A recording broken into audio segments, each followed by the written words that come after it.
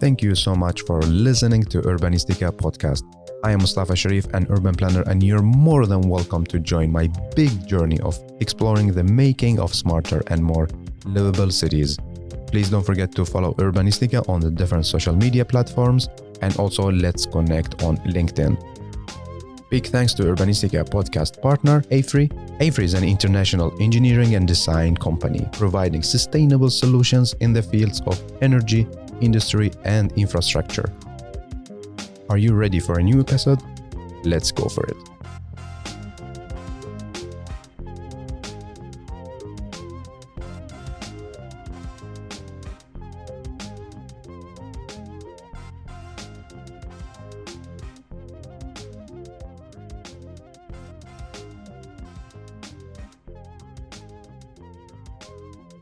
I have the pleasure to welcome you, Nick, to Urbanistica podcast. Hey, and welcome. Thank you so much. How are you doing? Really good. It's nice to be in a new part of the world and a new city. Yes, welcome. So how long have you been here in Helsingborg? So I arrived yesterday afternoon and I've got a week here before flying back to Australia. Give us a highlight about you. So I grew up in Brisbane, Australia, and growing up I sort of really loved doing things with my hands. I love making things and pulling things apart, and something that I'm very thankful for in my parents is that they encourage me to do that, whether that be cutting tiles or cutting wires or going out and exploring, but also they instilled a sense of helping people in our backyard. So through growing up, I spent a lot of time with screwdrivers and communities, and through school was fortunate enough to go out and help people in the community. And at that point in time was a real eye-opening moment for me that I didn't realize that there were the people in my backyard that didn't have access to things that I absolutely took for granted. And that sort of sparked my curiosity around, people out there that, aren't as fortunate as others. Yeah. And you studied there as well? Sort of, you could call it study. I'm pretty illiterate and not very good with numbers. So did formal sort of high school and then haven't sort of done any post-study from there. Yeah. So tell me, like, the background of the idea. Like, how did you come up with this idea?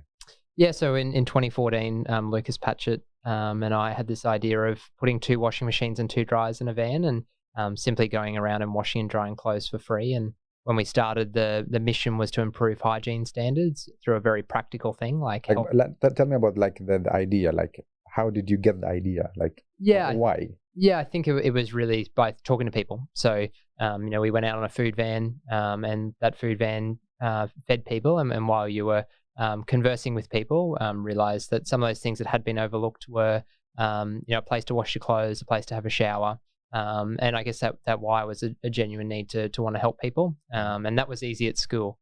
We went to a privileged high school that made it easy to help people. And then we left school and realized that we missed that opportunity to help. Yeah. And it wasn't something as easy as signing up at the school to go out and help. So that was our why. Yeah. So how did you start? Like, were you alone or you had like some friends? Yeah. So Lucas and I are best mates, and he came back from a journey overseas, and I was sort of in a bit of a transition time, and we'd spoken about this idea for a while, and we're like, well, we need some serious washing machines. I can remember coming home and saying, Mum, Lucas and I want to start this free mobile laundry. And she said, Nick, how about you start washing your own clothes? So, we weren't washing experts or humanitarians or anything like that. We were just 2 20-year-old guys that wanted to help and had a passion and a curiosity that, we felt was unstoppable, but was definitely stoppable. Yeah. And you had the money to buy the washing machines on?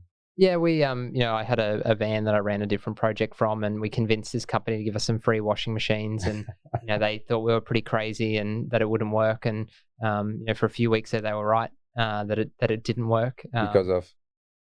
Yeah, because of so many things. Like, we weren't converting the power correctly. We were not putting shipping bolts in, so we're cutting wires and breaking tubes. So, a lot of lessons that were learnt. And things still break, and it's a good opportunity to bring great people on board to test and learn. So the idea was like you put washing machines and drive around in the city?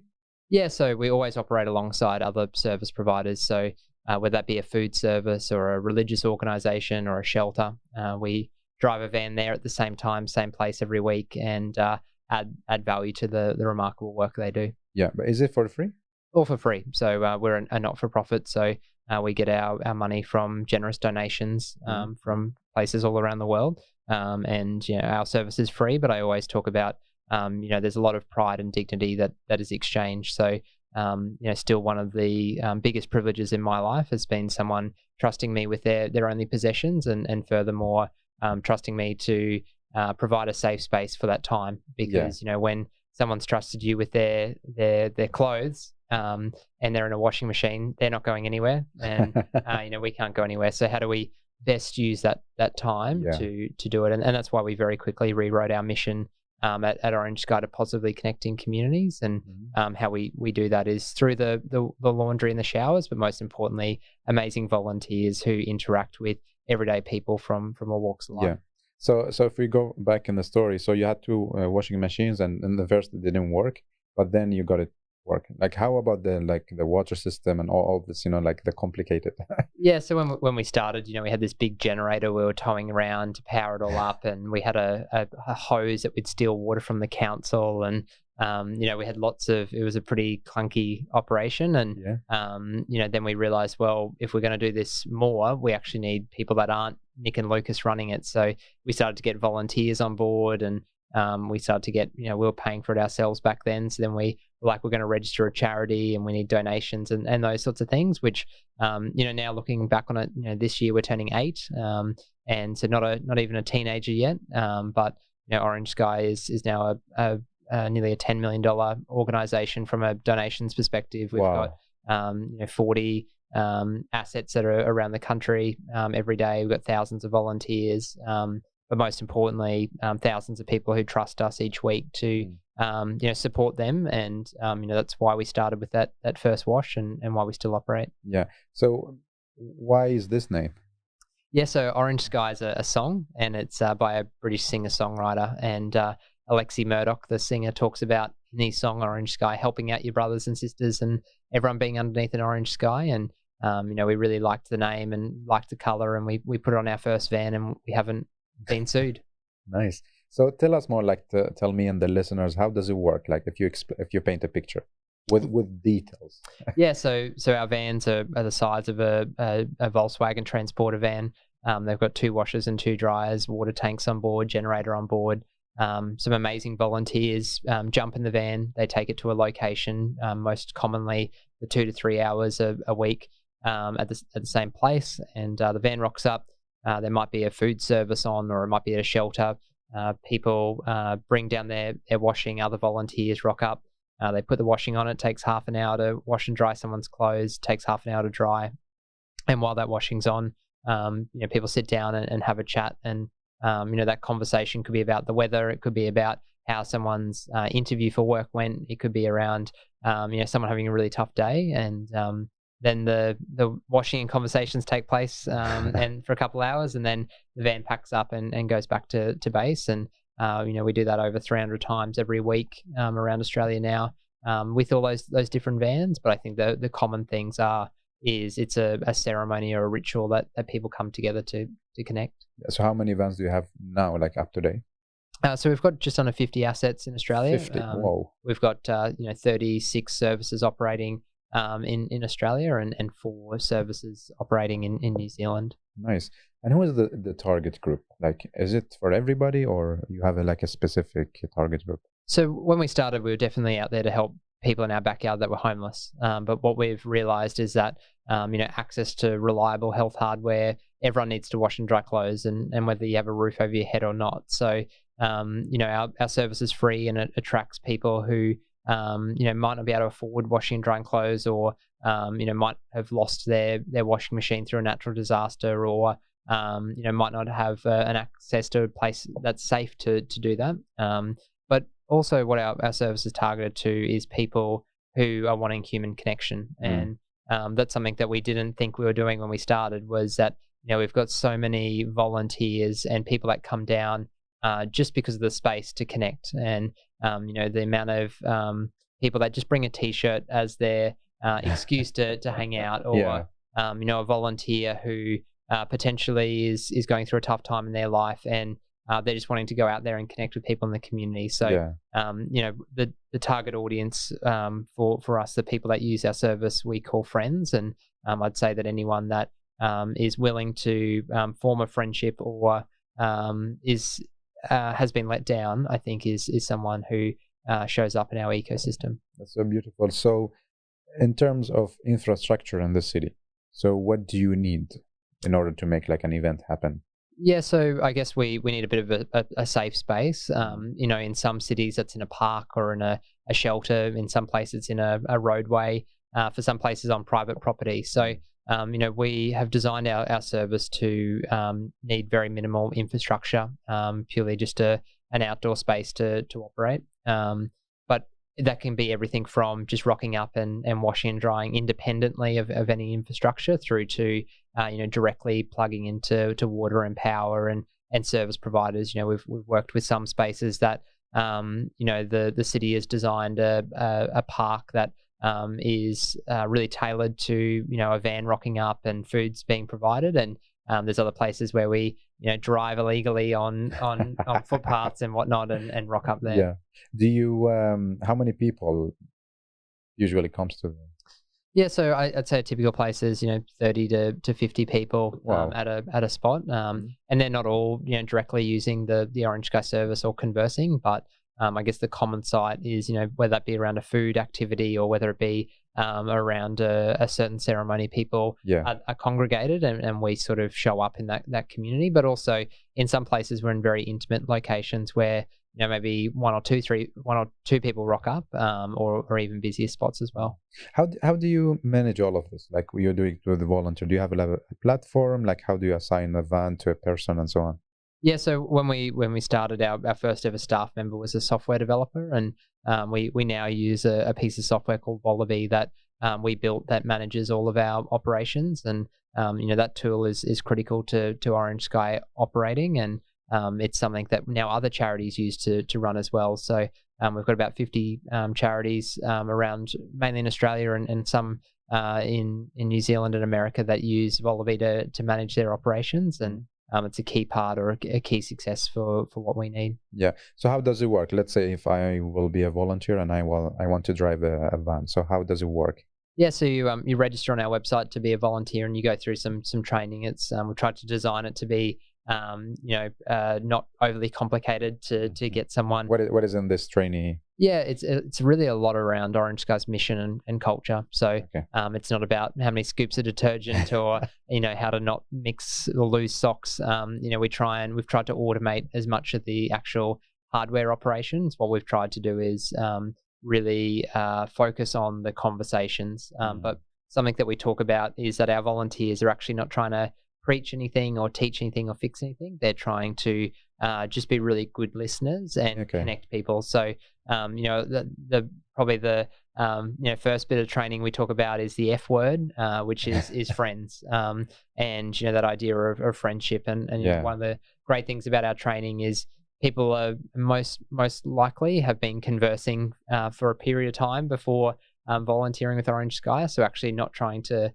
reinvent the wheel and provide a soft framework around those conversations, but also remind people that it's just like talking to an everyday person out on the service. So let's say I passed the training. What is next?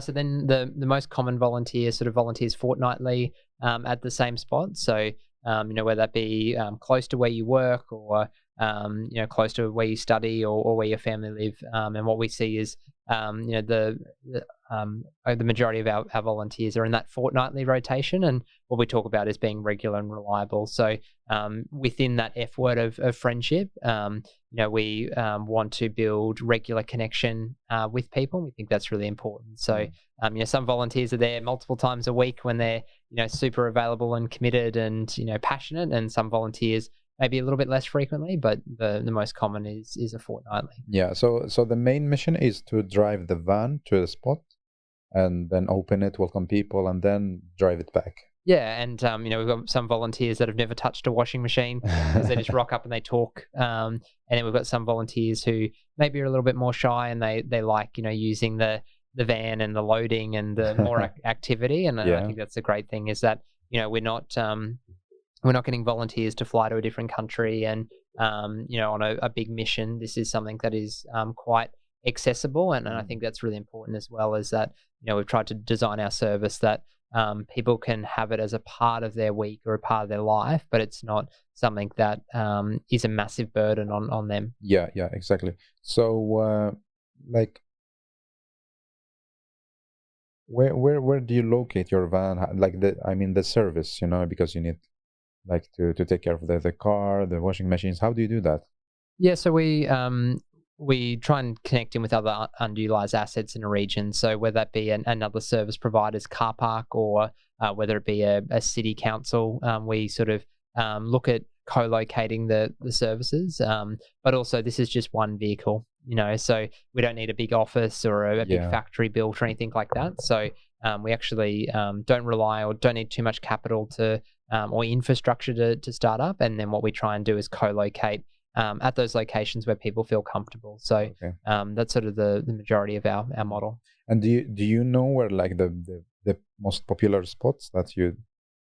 Yeah, so through every shift, we record the data around everything from the drive time through to what volunteers were there, loads of washing referrals and that sort of thing. So asset utilization is a big key driver for us. We want to make sure that we are genuinely helping people, and some locations are very busy and we add more shifts there. Okay, yeah. So some locations we might go there 3 times a week, and some locations we might go just once a week. And I think that's really important, is that our service being on 4 wheels can constantly respond and change to demands, and whether that be through a natural disaster where people are suddenly displaced, we can respond there the day of and help people, or whether in certain different climates, maybe winter, you see a congregation of people popping up in different housing locations, we can move the asset to respond to that. Yeah.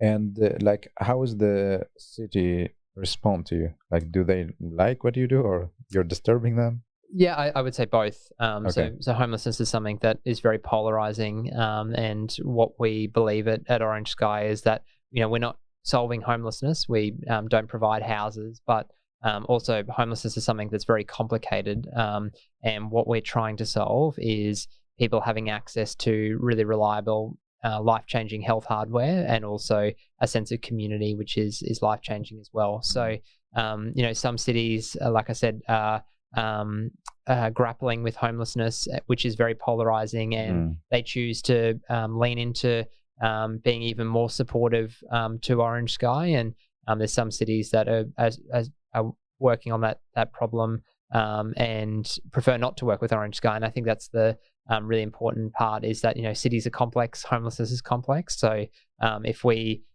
can interact and collaborate with the city without too many decisions needing to be made, I think that's where we can experiment and really find out where we're best fitting in that space. What is like the regulation or the policies that disturbs you from the city, like you wish that they change it? There's very little. Well, there's nothing that stops us. So that we've found to date. So it might be something in the future being written, but I would say that the thing that stops Orange Sky is people not trusting us. So people from the city, or in general? In general. So why? Orange Sky is built on trust. So the reason why we have money to operate is people donate and trust us.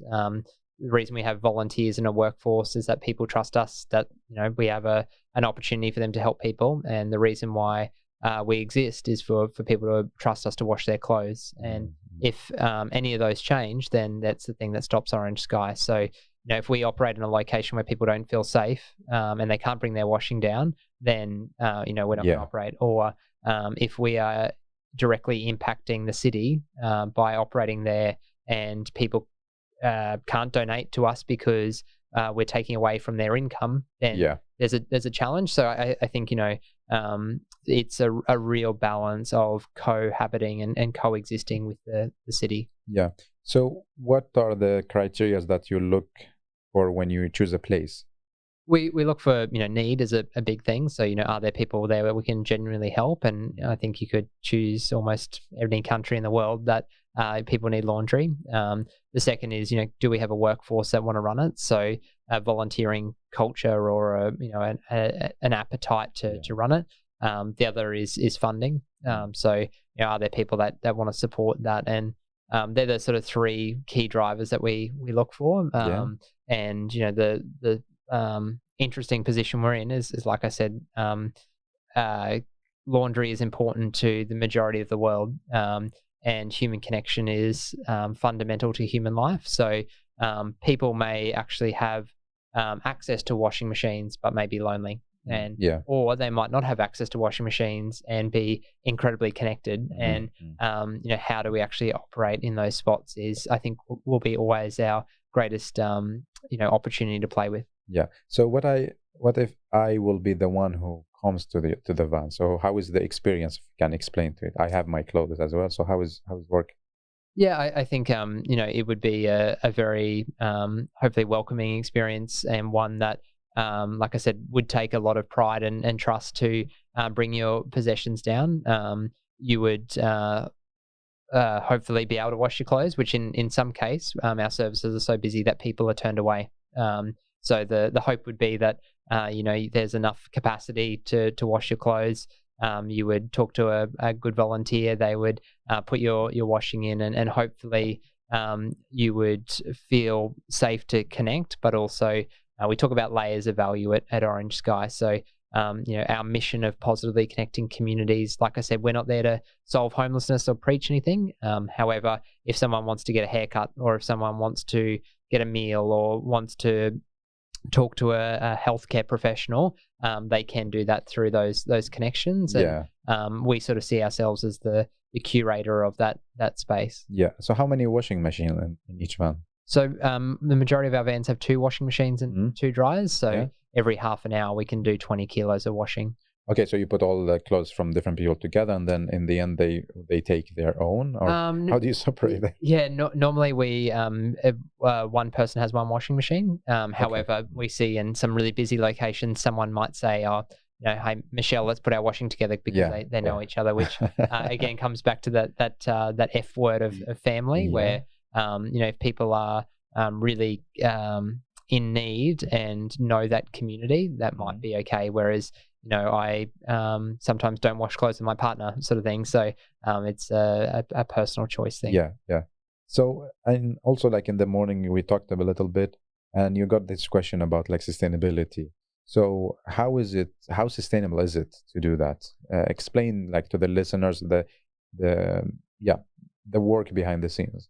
So washing clothes is something that does have an impact on the environment. But from a sustainability lens, if we also look at diversity of how sustainable is our service to run, and is also how accessible is our service. Like I mentioned, Orange Sky needs money to operate, and the economic and social balance is something that we're constantly looking at. And one of the key drivers we talk about at Orange Sky is social return. So we know that every time a van goes out, it creates certain impact, but we also know it costs a certain amount of money. And we want to make sure that, when people are donating money to us that they've had to work hard for, that is potentially having an impact on the environment as well, how we best using that money. So I guess there's those external factors, and then the direct factors of washing, drying clothes use a lot of power and water. And I can remember we did a calculation once a couple of years ago, and we used 1 million liters of water.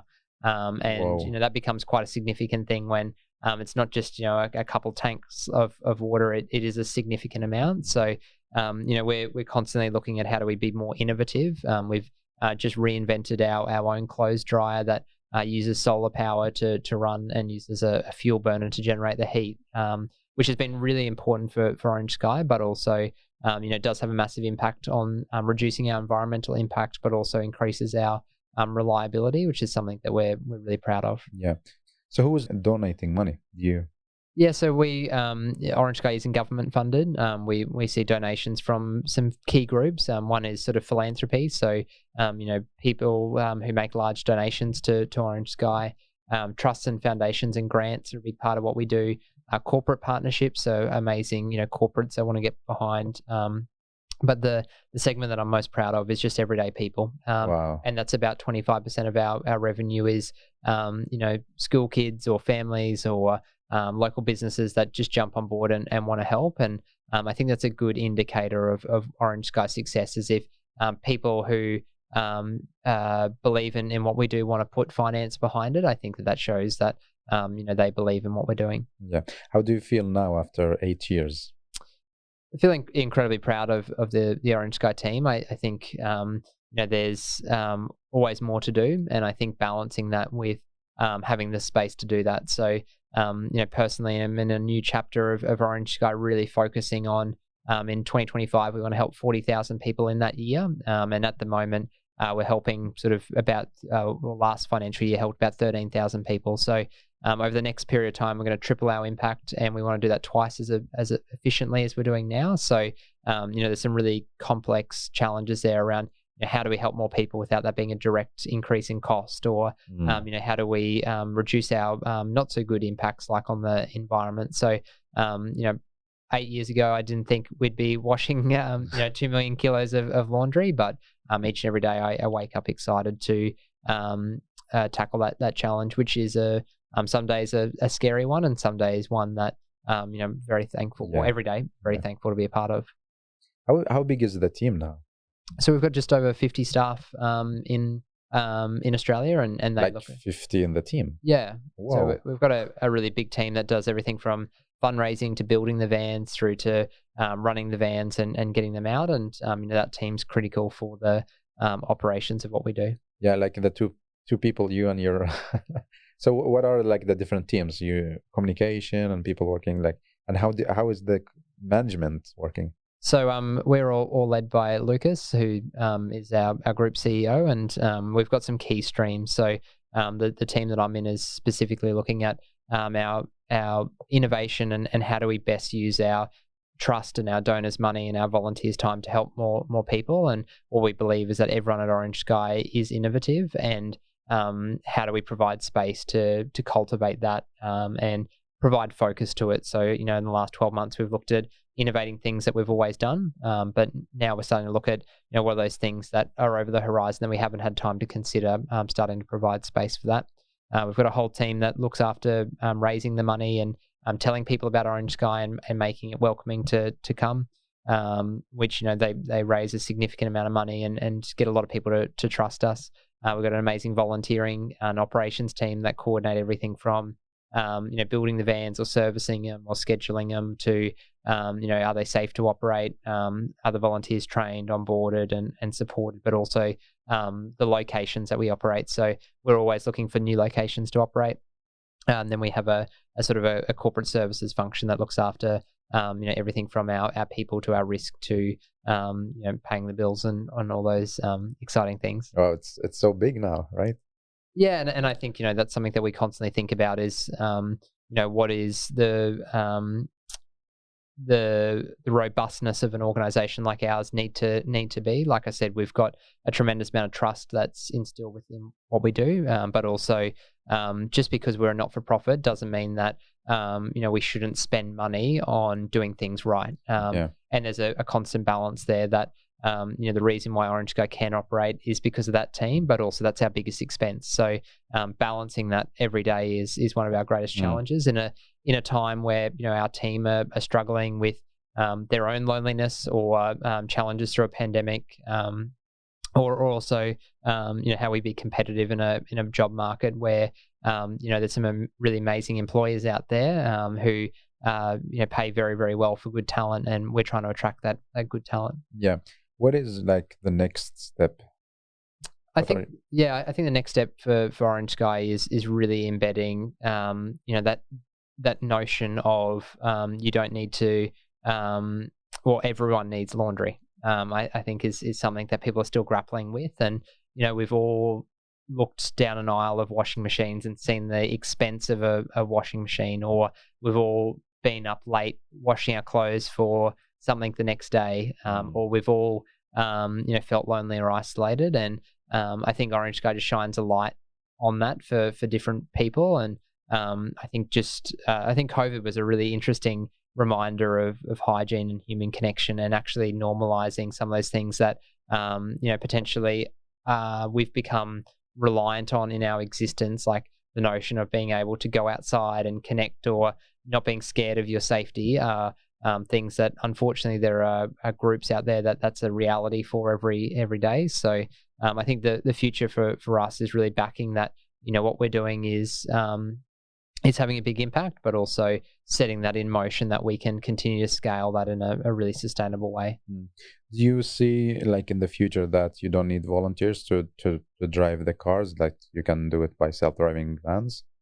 Yeah, I think the actual operation of Orange Sky automation shows up a lot, and I think one of our challenges is finding someone, especially during the pandemic, to drive a van when potentially their schedule has changed. So I absolutely think the future of Orange Sky, through electrification, through self-driving cars, through potentially using fixed hardware to operate, will definitely be a part of what we do. However, I think that volunteers or people will always be a part of what we do. So, if we reduce the amount of, like, we have volunteers on wait lists who want to get out there and help, but we don't have an opportunity for them to help. So we almost need to become either create more work and be less efficient to have some volunteering opportunities for people to help. Yeah. So if you tell me now, like, what are the biggest 3 challenges that you're facing? I think the trust is always that challenge. And an opportunity. I think a second one is, how do we support innovation within what we do, and I think within that is, how do we support change. And then I think the third is scale, and that's through every aspect of what we do. So the challenge of this being a global issue, and how do you scale that, is something that we're not actively trying to solve. We have no commitment to or responsibility to operate, but it's something that we think about a lot. Is if this is something that people are going to keep on needing to wash clothes, and water is going to keep on needing to go in, how do you actually do that at a global scale? Do you also want, like, do you have specific countries that you want to expand and be there? Not specifically on our radar. I think if you look at homelessness specifically, there's a lot of communities that that's more prevalent in, but also key passion for mine is communities that don't actually have access to any washing. The direct impact on quality of life there is one that is very close to my heart. So the notion there where by not having good health hardware, by not having hygiene services, people not having the same life expectancy is something that is something that I don't think is right. So that doesn't mean an expensive van that's a UFO to a community rocking up. It's actually about, how do we show up in that? And there's amazing, one of my people I look up to, Nav from the Washing Machine Project, is invented I call it the salad spinner washing machine, which is a mechanically or a semi-automatic washing machine, which I think is a really good product for those developing communities. Yeah. And tell us, like, some fun stories that happened during the 8 years. So many fun stories. I think, from everything from building the van and trying to get it to work. We had this idea in our very early days to connect our vans to the internet and record data instantly and have bubble machines on the roof that went off. And we probably went very deep on, like, divergent thinking around, like, adding all these features, and then we started to scale that, and we were like, wow, that's a lot of complicated features that a bubble machine on the roof of the van is something that people smile when they see bubbles, but then the bubble fluid needs to be replaced and the bubble machines break, and it's like, well, actually, do we need bubble machines on the roof, or is this just just for fun? For fun. So I think, like, that's been some of the good challenges, is going broad, but then also coming back to I guess, like, that tree pruning of what is in the core of what we do. I think that sick moment of what do we do now? Like, we one of the moments that I always think about is we were not even a year into our operation, we'd just become a charity, and someone came down to visit the van. We weren't too sure what they were doing, and they said, oh, how much does one of these vans cost? And I remember saying $100,000, and we had no idea what it cost. And this amazing lady, wrote a check and said, "Oh, go and build another one." What? And it's like, oh, like, how do we even? I've never seen that much money in my life. How do we bank it and that sort of thing? Which now we've built 50 of those assets. So I think like those moments, I think there would be never. I guess some great moments, meeting some incredibly special people from a leadership perspective or from a donor perspective. But I think the most important thing has always been, when we're out washing clothes, connecting with those people who are the reason why we exist. Tell me about some sad stories. I think, there's a lot of bad stuff in the world. And when we started, we talked about being positive and non-judgmental. And we very quickly got feedback that there's some things in life that aren't positive. So, we've kept on the non-judgment side, but we've removed the positive side. I think, those stories where, people have been adversely discriminated on because of the access to laundry, whether that be through not being able to go to school or not being able to enter a building, or someone dying from pneumonia from not having access to some hygiene support and good health care. I think they're the realities. Or talking to someone and them saying they haven't spoken to someone for a week because they've been ignored. And I think that they're really simple things to do, and these are complicated things. Like walking up to a complete random in the street and having a conversation is not something that I actively do. It's something that is very uncomfortable to me.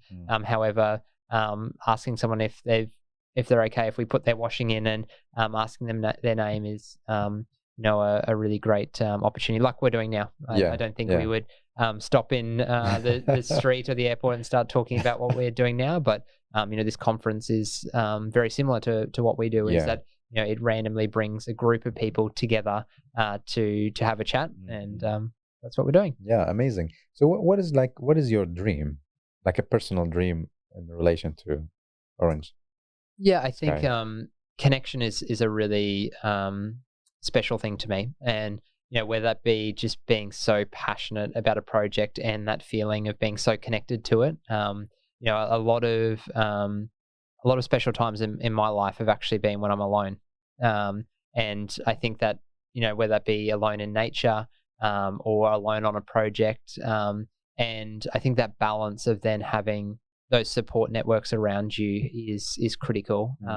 And sometimes that's just, like I mentioned, my parents, a encouraging hand to be like, go and do that. They're not by my side every day, and won't be by my side every day, but knowing that they believe in me is something that's special. So I think my dream for the future is a connected future, but also a curious future, and one that people make mistakes. And, I think we're very critical on our mistakes, most of the time to our detriment. And if Lucas was here, he would laugh, because we talk about values a lot, and one of his values, which I've stolen apparently, is fun. And we maybe that's through our upbringing or our youth, or maybe the country we come from, but something that we actively try and do is have fun. And I think that's sometimes overlooked, that what we are doing is very serious. However, doing it with a sense of joy is something that I think is really special. Yeah. Do you, like many of the listeners working with urban planning and urban development, so how can they make life easier for you? What should we do? How should we plan cities? What is it like? How can you create a perfect city for you? Yeah, I think in my industry expertise, I really think about this hardware and software layer. We've got hardware in our vans, we've got software in our people, and we're constantly connecting those two and putting frameworks around things that are predictable and not predictable in that space. And I think if we look at the history of laundry, laundry used to be something that in the city stream people would go down to, and they would use so much mechanical labor to wash clothes. And I was reading the other day through my research, people used to use urine to disinfect clothes, and this notion of people washing clothes in a stream, peeing on laundry, but connecting around the criticality of that, but also it being this connection point to then having these expensive washing machines in closets that have got the most specific amounts of detergent, or the amount of creases in a garment, or a button missing, to now what we're doing, which is people coming around a van and doing clothes from all walks of life. So I think cities are based on people and in infrastructure. So and I think providing spaces that people feel safe is the city's greatest challenge and can achieve what they want to achieve. So I think the success of Orange Sky is not needing a city to build a piece of infrastructure for us to operate. I think it's actually on an organization like us to say, well, how can we best utilize the infrastructure that's there? Because the need is there now, but it will be there into the future as well, which I think is something that I'm personally really excited about. Is most cities have a library, and where did that idea come from? Was that around people having access to knowledge is a human right? Most cities may have laundromats, but they're commercial. And bookstores and libraries, are they in competition with each other around being free and for revenue? And that notion of a lot of people say to us, well, how do you make sure someone's needy to use your service because they're getting it for free? And we don't. Our service is for whoever wants to use it. So how do we actually change that culture of just because our service is free doesn't mean that it's any more or less important? And how many hours do you work per day?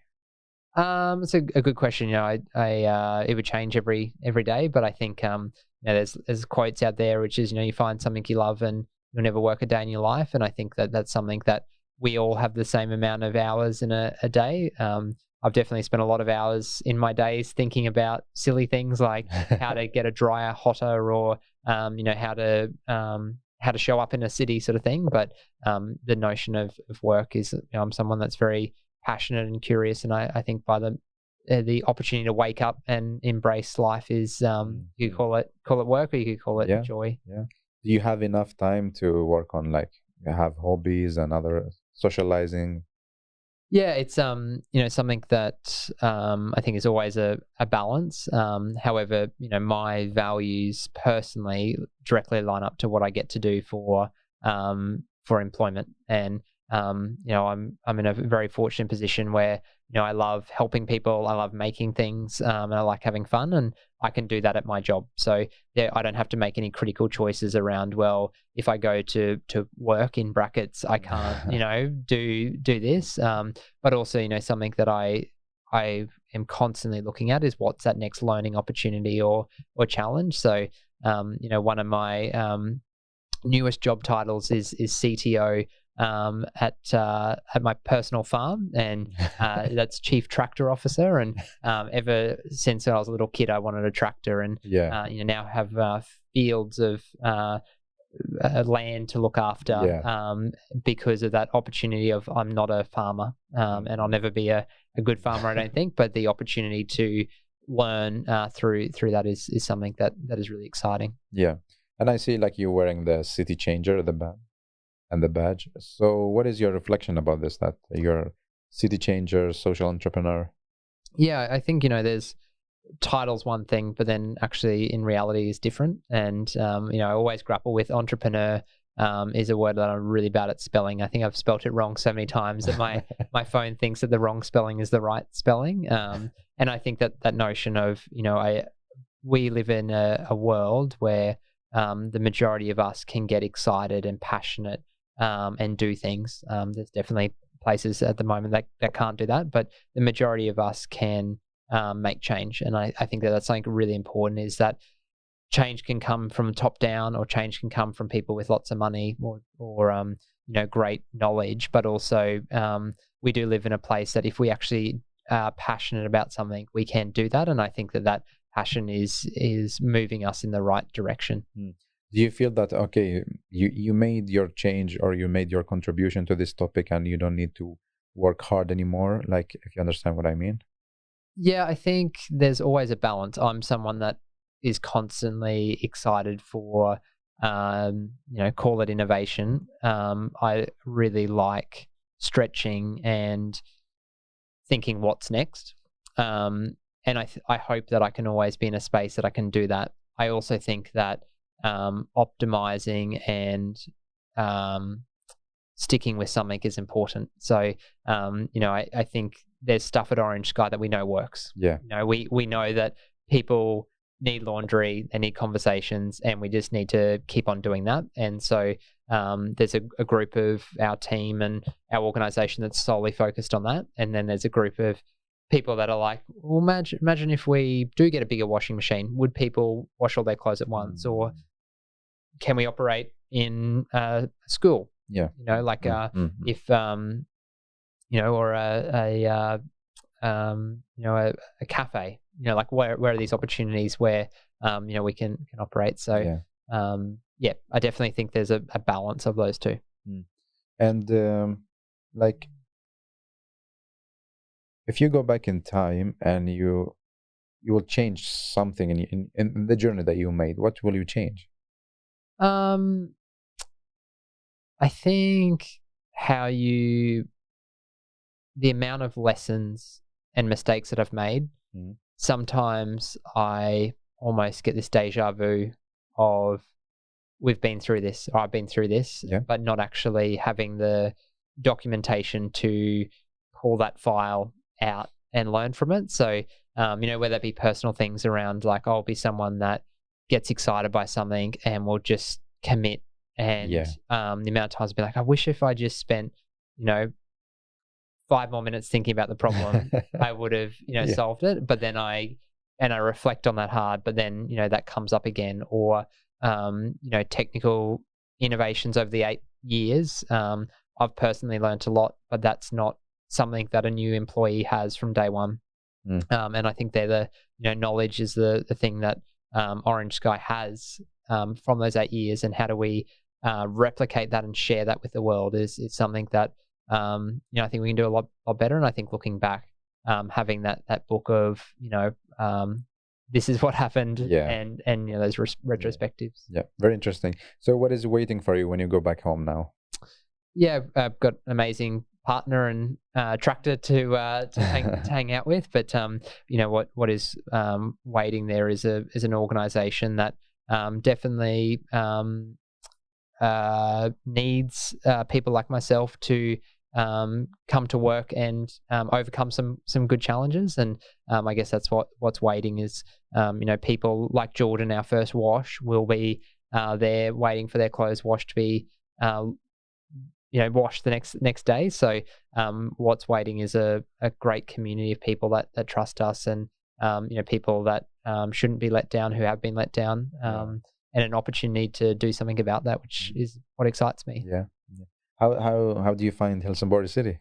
Yeah, I only got here yesterday afternoon, and I'd spent maybe 20 hours on planes and a couple of hours at airports. So I was pretty excited to go for a run. And I think Australia is known for beaches and beauty, and it was quite refreshing to run along a beach and see people hanging out. And I think an opportunity to travel and open your eyes to new perspectives is something that is a privilege of life, and I hope I never take that for granted. Yes. So we are in the end of this episode. I'm very happy that you gave your time to record this. And the last question is the last two questions. The first one is that you give me and the listeners 3 takeaway messages. Oh, wow. I think in particular in cities, it's thinking about that infrastructure and human element and how people interact with that, and what is the minimum viable for that in a city. I think sometimes infrastructure can be very expensive, and some cities don't have that money. And is that actually needed? What are those key spaces? Especially in European towns, the plazas or the streets or the religious organizations that bring people together, and what are they in this current age, and how do we recreate them or build on those lessons. The second one, I think, is connection to culture and into that knowledge piece.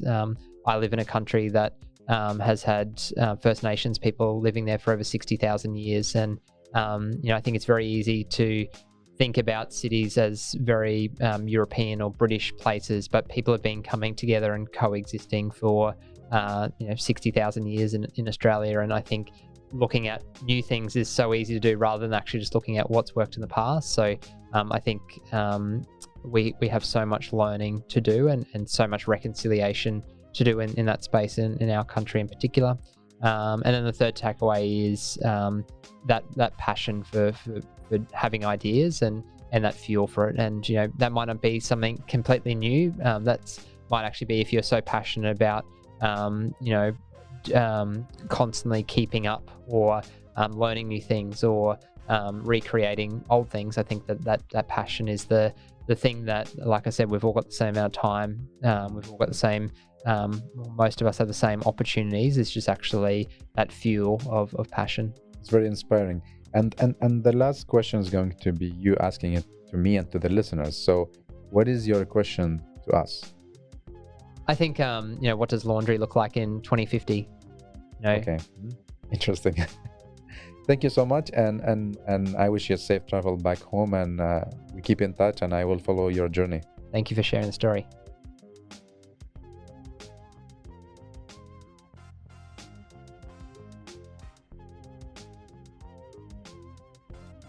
Well, thank you so much for listening to Urbanistica podcast. I hope you really enjoyed this episode. You learned something new and also got inspired by the guest. Don't forget to share the episode on your social media and recommend it to people you think they are really interested in this topic. Thank you so much again for giving your valuable time to Urbanistica podcast. I am Mustafa Sharif. Keep up the good work. Keep loving cities.